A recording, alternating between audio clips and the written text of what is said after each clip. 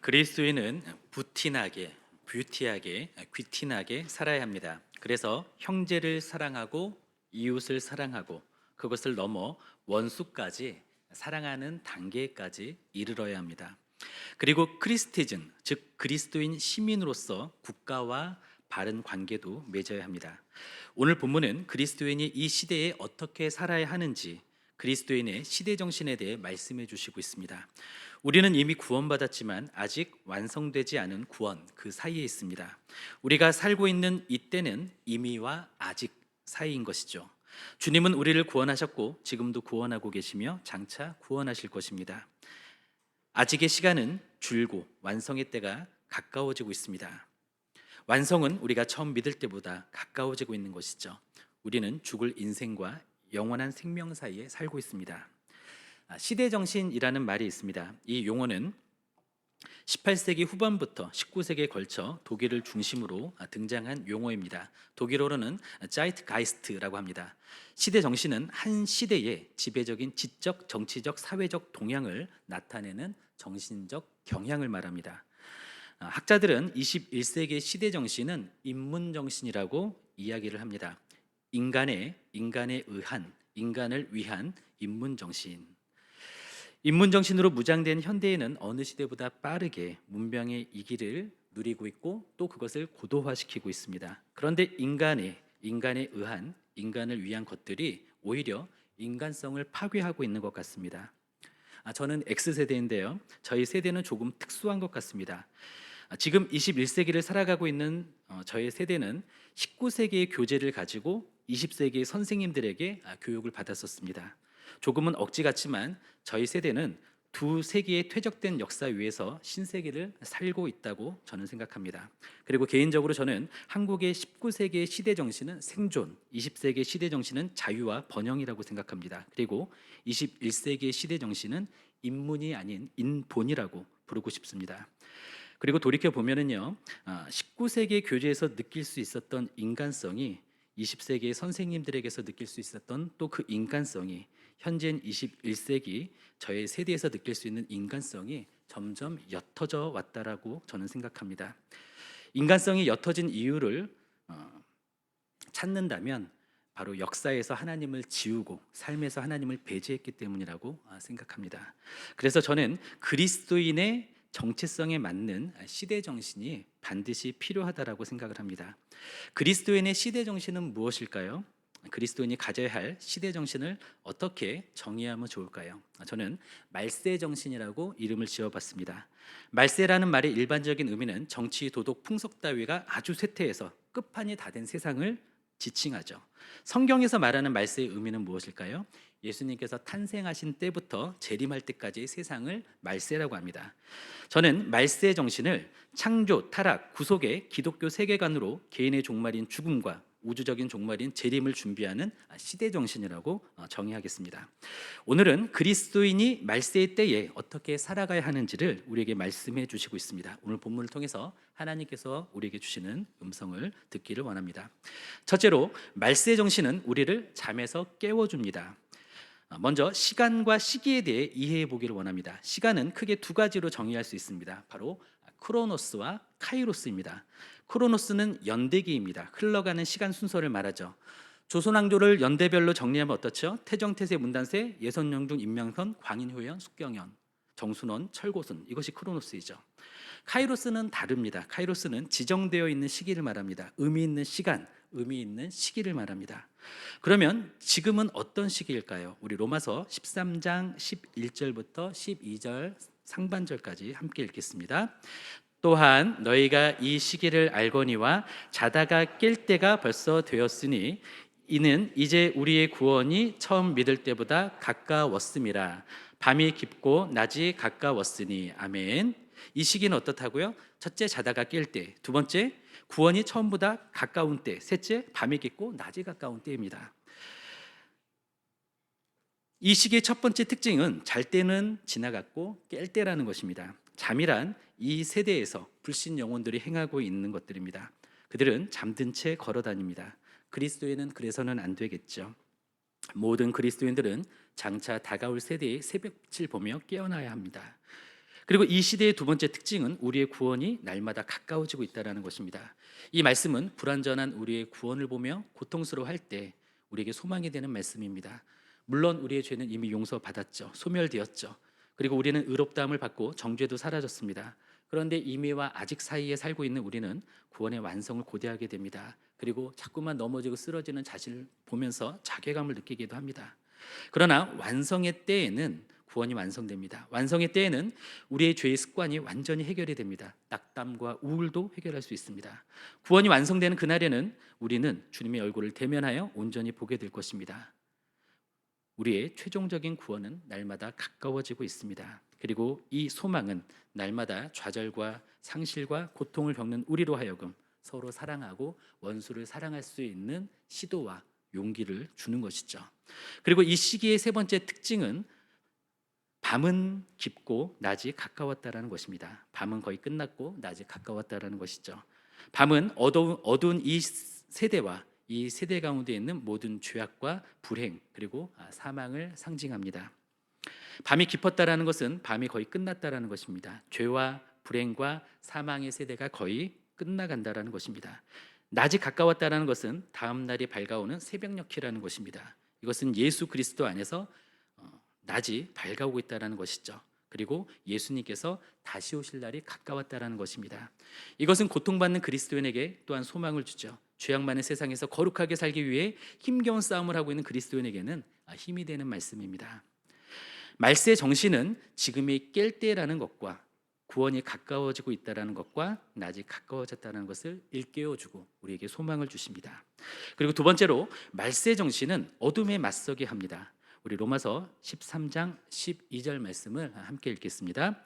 밤이 깊고 낮이 가까웠으니 그러므로 우리가 어둠의 일을 벗고 빛의 갑옷을 입자. 밤이 깊고 낮이 가까웠습니다. 우리는 잠옷을 벗고 빛의 갑옷을 입어야 합니다. 우리가 어둠에 맞서려면 먼저 우리는 어둠의 일을 벗어야 하죠. 그리스도인이 어둠에 잠겼을 때 어떤 일이 일어나죠? 잠옷을 입고 영적으로 잠들어 있을 때 어떤 일이 일어날까요? 잠에 든 사람이 무기력한 것처럼 잠든 그리스도인은 어떤 힘도 쓸 수가 없습니다. 잠든 그리스도인은 무기력으로 도피한 사람이기 때문에 마음은 이미 패배했다고 볼 수 있죠. 영적으로 잠든 그리스도인에게는 어떤 일이 또 수반될까요? 일어날까요? 육신의 일이 따라옵니다. 방탕, 술 취함, 음란함, 호색, 난장, 다툼, 시기 등의 죄가 일어난다는 것입니다. 사탄이 21세기에 사용하는 세상의 무기는 칼이나 창이 아닙니다.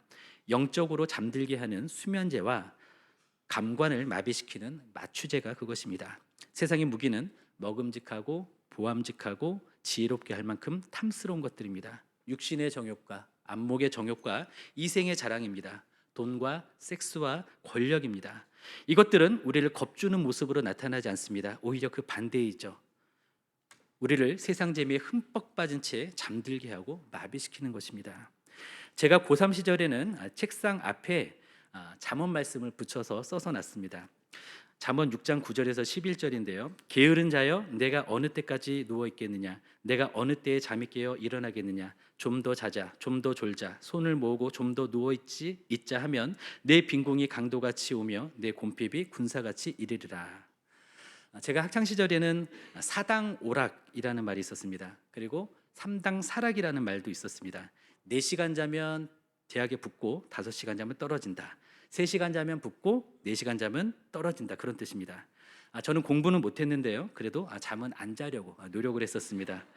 우리는 3당 사락 또는 4당 오락의 말을 영적으로 적용해 보기를 원합니다. 사실 우리는 영적으로 늘 항상 깨어 있어야 합니다. 2024년 새해에는 이러한 거룩한 목표를 가지기를 원합니다. 그리고 우리가 어둠에 맞서려면 빛의 갑옷을 입어야 합니다. 그리스도인은 잠에서 깨어나야 하죠. 어둠의 일을 벗어나야 하죠. 그리고 거기서 멈추지 말고 무장을 하고 전장으로 나아가야 합니다. 우리는 잠옷을 벗고 빛의 갑옷을 입어야 합니다. 어둠의 일을 벗고 빛의 갑옷을 입어야 합니다. 갑옷은 두 부분으로 되어 있죠. 가슴을 보호하는 호심경과 머리를 보호하는 투구로 되어 있습니다. 호심경은 믿음과 사랑입니다. 그리고 투구는 구원의 소망을 의미합니다. 즉 빛의 갑옷은 우리가 믿음과 소망과 사랑으로 무장되어 있어야 함을 말씀하시는 것입니다. 우리는 이 세대를 본받지 말고 믿음과 소망과 사랑의 빛의 갑옷으로 무장하여 하나님의 선하시고 기뻐하시고 온전하신 뜻이 무엇인지 분별하고 그 뜻을 이루어야 합니다. 낮이 가까웠습니다. 예수님께서 다시 오실 때가 되었습니다. 그러니 우리는 잠옷을 벗고 빛의 갑옷을 입고 그것으로 무장하기를 원합니다. 어느 물리학자의 말에 의하면 빛이 발산하는 속도보다 어둠이 도망치는 속도가 더 빠르다고 합니다. 우리는 이 세상의 어둠에 대하여 늠름한 빛의 사자의 모습으로 전투태세의 모습을 갖추기를 원합니다. 빛의 갑옷으로 무장하여 항상 깨어서 전투태세를 유지하기를 원합니다. 세 번째로 말세 정신은 신분에 걸맞게 살게 합니다. 우리는 빛의 갑옷을 입고 외적으로는 영적인 전투를 수행해야 합니다. 그러나 한편 내적으로는 단정히 행해야 합니다. 우리 로마서 13장 13절 말씀을 함께 읽겠습니다. 낮에와 같이 단정히 행하고 방탕하거나 술 취하지 말며 음란하거나 호색하지 말며 다투거나 시기하지 말고. 아멘. 단정히 행하라라는 것은 걸맞게 행동하라라는 것입니다. 그리고 13절 말씀은요, 그리스도인에게 걸맞지 않은 행동에 대해서 열거를 하는데요, 그리스도인이 자제력을 잃었을 때 나타날 수 있는 걸맞지 않은 행동들은 무엇이 있을까요? 술 취함, 음란, 호색, 다툼과 시기 등으로 나타납니다. 로마서가 기록된 당시에는요, 헬라의 신 바커스를 숭배하는 밤의 축제가 있었습니다. 바커스 많이 들어보셨죠? 우리 음료 바카스입니다. 바로 주신, 술의 신을 말합니다. 이 축제는 술에 취해 거리에서 퍼레이드를 한 후에 성행위로 끝을 맺었습니다. 저는 나이트클럽에는 가본 적은 없지만 21세기 한국의 클럽 문화가 현대판 바커스 축제라고 생각을 합니다. 그러한 바커스 축제는 오늘날 매일 열리고 있으며 주말에는 더욱 성대해지고 있죠. 그리스도인들은 그 신분에 걸맞게 단정히 행해야 합니다. 중독성이 있는 모든 것들을 끊도록 노력해야 합니다. 외롭거나 지치거나 낙담하거나 절망감을 느낄 때, 또 지루할 때 술이나 약물로 풀려고 생각하지 마시기 바랍니다. 이것은 우리를 잠에 빠지게 합니다. 그리고 이것은 우리를 어둠의 일을 하게 만듭니다. 그리스도인도 자제력을 잃으면 또 음란과 호색에 빠질 수 있습니다. 음란은 성적 방탕, 성적 부정을 의미합니다. 그리스도인은 성에 대한 과도한 욕망을 버려야 합니다. 요즘 세대에는 그 FWB라는 표현이 있죠. Friend with Benefit이라는 이성 관계가 있습니다. 처음에 이 말의 뜻은 친구이면서 정서적인 교감을 나누는 이성, 애인은 아니지만 애인처럼 지내는 사이를 의미했습니다. 그런데 요즘에는 이것이 또 다른 의미를 쓰입니다. 아무런 감정 없이 성관계만 하는 사이를 표현할 때 friend with benefit이라는 표현을 씁니다. 서로 합의하에 이루어진 것인데 이것이 왜 문제냐고 생각하시는 분들도 있으실 것입니다. 그러나 사랑 없는 쾌락 뒤에는 허무함밖에 없습니다. 사랑 없는 쾌락의 횟수가 많아질수록 사랑의 농도와 질은 떨어질 수밖에 없습니다. 무엇보다 이것은 하나님께서 금하시는 것입니다. 또한 상상 속에서라도 부정한 생각을 허용하지 마시기 바랍니다.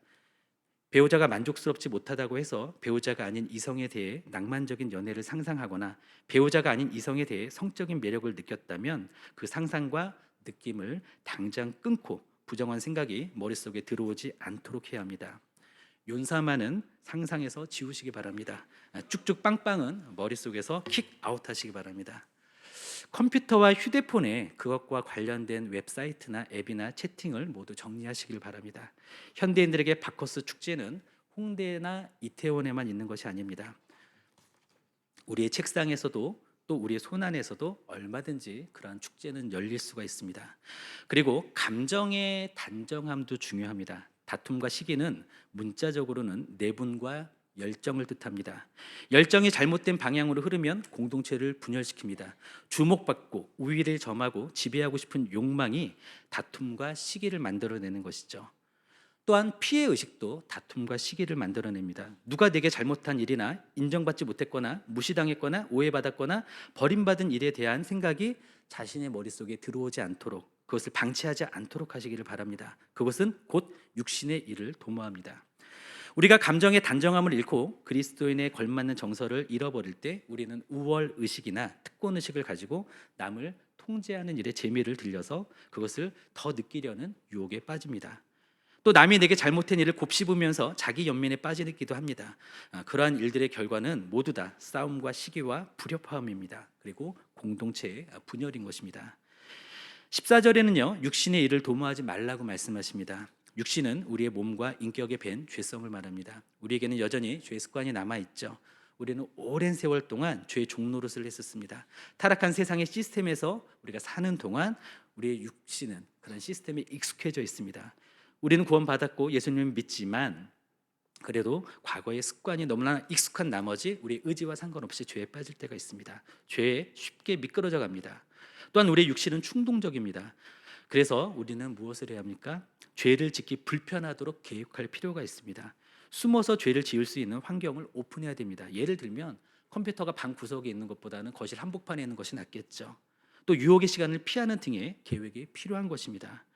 그리고 육신의 일을 도모하지 말라고 하시는데, 이 도모라는 말은 고려, 계획 등을 의미합니다. 종종 죄를 계획하거나 죄에 대해 선택의 여지를 남겨놓는 것에서 죄는 심화될 뿐만 아니라 나타납니다. 죄에 대해서는 어떤 선택의 여지도 남겨두지 말고 그것들에게 어떠한 공급도 해주지 말아야 합니다. 냉혹하게 그것들을 부인하고 그것들을 끊어내야 한다는 것이죠. 우리는 죄가 들어오려고 하면 단호하게 그것을 거부해야 합니다. 그 거부의 궁극적인 방법은 무엇일까요? 바로 그리스도로 옷 입는 것입니다. 우리 로마서 13장 14절을 함께 읽겠습니다. 같이 읽습니다. 오직 주 예수 그리스도로 옷 입고 정욕을 위하여 육신의 일을 도모하지 말라. 그리스도로 옷 입을 때 육신의 일을 도모하는 것에서 우리를 지켜주는 것입니다. 그리스도로 옷 입을 때 그것 자체가 죄악된 생각을 죽이고 그 생각이 머릿속에 떠오르지 않도록 합니다. 그리고 분명한 것은 우리는 이미 하나님의 자녀라는 것입니다. 우리는 이미 그리스도로 옷을 입었다라는 것이죠. 갈라디아에서는 이렇게 말씀하십니다. 누구든지 그리스도와 합하기 위하여 세례를 받은 자는 그리스도로 옷 입었느니라. 우리는 이미 그리스도로 옷 입고 있습니다. 그리스도의 의로 옷 입었으니 이제 그에 걸맞는 삶의 내용을 채워야 하는 것이죠. 우리는 이미 하나님의 택하심을 입은 자이며 하나님의 거룩한 자이고 하나님의 사랑받는 자입니다. 우리에게 남은 일은 그에 걸맞게 낮에와 같이 깨어서 빛나는 그리스도인으로서 사는 것입니다. 그리고 옷은 우리의 정체성을 드러내 줍니다. 제복은 신분을 인식시켜 주죠. 의사의 가운은 환자에 대하여 진료와 진찰을 할 수 있고 처방과 수술용 메스까지 들 수 있는 것을 나타내 줍니다. 소방관의 방호복은 화재 주변을 통제하고 불길에 뛰어들 수 있는 사람임을 보여줍니다. 군인의 전투복과 방탄복은 무기를 들고 작전에 투입될 수 있음을 드러냅니다. 이렇듯 옷은 그 사람의 정체성과 신분을 보여줍니다. 우리는 이미 그리스도로 옷 입은 빛의 자녀이고 낮의 자녀입니다. 그러니 그에 합당한 삶을 살아야 합니다. 말씀을 맺겠습니다. 우리는 항상 생의 끝, 시대의 끝을 염두에 두고 살아야 합니다. 말세의 정신을 가지고 살아야 합니다. 조나단 에드워즈라는 분이 계셨는데요. 그분은 18세기 미국에 나온 가장 위대한 인물 중 한 사람입니다. 그는 18세기 미국 제1차 영적 대부흥의 주역으로 쓰임을 받았던 분입니다. 로이드 존스 목사님은 루터와 칼빈을 히말라야 산에 비유를 했습니다. 그리고 조나단 에드워즈를 에베레스트 산에 비유를 했습니다. 믿음의 거산, 믿음의 거장으로 평가했던 것이죠. 조나단 에드워즈는 18살에 회심했습니다. 그 이후에 그는 결심문이라는 것을 만들었습니다. 자신의 신앙 성숙을 위한 결단과 끊임없는 자기 반성을 위해서 그렇게 했습니다. 그런데 그의 결심문을 보면 말세의 정신이 많이 나타납니다. 70여 개의 결심문 중에 몇 개만 제가 소개를 드리겠습니다. 7번, 만일 내 생애의 최후 순간이라고 가정했을 때 하기가 꺼려지는 것이면 절대로 하지 말자. 9번, 매사에 나의 죽음과 죽고 난 뒤에 무슨 일이 일어날지에 대해서 많이 생각하자. 17번, 내가 죽게 되었을 때 그 일을 했었으면 좋았을 텐데 하고 바라는 것처럼 그렇게 살자. 19번, 마지막 나팔 소리를 듣기 전 최후의 1시간도 남지 않았을 때라고 가정하고 그때 하기가 꺼려지는 것은 절대로 하지 말자. 43번, 오늘부터 죽을 때까지 내 인생이 나의 것인 양 행동하지 말고 전적으로 그리고 완전히 하나님의 것인 양 행동하자. 토요일에 깨달은 것과 일치하게 행동하자. 48번. 내가 참으로 그리스도에 대해서 관심을 가지고 있는지 그렇지 않은지 알기 위해서, 그리고 내가 임종의 순간에 이 문제에 대해서 회개할 무관심의 죄를 조금도 짓지 않도록 하기 위해서 지속적으로 아주 세밀하고도 부지런하게 그리고 가장 엄격하게 내 영혼의 상태를 조사하도록 하자. 50번. 내가 내세에 들어갔을 때 그렇게 한 것이 최선이었고 가장 지혜로운 것이었다고 판단하게 될 것처럼 그렇게 행동하도록 하자. 51번. 죽을 때 내가 뒤를 돌아보면서 이런 일을 했으면 좋았을 텐데 하고 생각하는 것처럼 모든 면에서 그렇게 하자. 52번. 나는 종종 노인들이 자기가 인생을 다시 살 수만 있다면 어떻게 살겠다라고 말하는 것을 듣게 된다. 그러므로 내가 노인이 되었다고 가정했을 때 그때 가서 내가 이런 일을 했으면 좋았을 텐데 하고 생각되는 바로 그런 일들을 하자. 55번. 이미 천국의 행복과 지옥의 고통을 맛본 사람처럼 행동하도록 최선을 다하자. 조나단 에드워즈는 10대 후반에서 20대 초반 사이에 이러한 결심문을 작성해서 평생을 최선을 다해서 지켰습니다. 사랑하는 성도 여러분, 특히 청년 여러분, 저는 여러분들에게 전도서의 말씀으로 권고해드리고 싶습니다. 전도서 12장 1절 2절 말씀입니다. 너는 청년의 때에 너의 창조주를 기억하라. 곧 공고한 날이 이르기 전에, 나는 아무나기 없다고 할 해들이 가깝기 전에, 해와 빛과 달과 별들이 어둡기 전에, 비 뒤에 구름이 다시 일어나기 전에 그리하라. 창조주를 기억하십시오. 다니엘처럼 뜻을 정하고 더 늦기 전에 시작의 이때에 적어야 산다라는 적자 생존의 마음으로 자신의 결심문을 작성해 보시기를 바랍니다. 그리고 빛의 갑옷을 입고 그리스도로 옷 입고 단정히 사시기를 바랍니다. 그래서 역사의 한 줄이 되시기를 바랍니다. 바라기에 우리 모두는 말세 정신으로 잠에서 깨어나 어둠에 맞서기를 원합니다. 또한 말세 정신으로 무장하여 빛의 갑옷과 그리스도의 의로 옷 입고 그 신문에 걸맞게 사시기를 예수님의 이름으로 축원드립니다.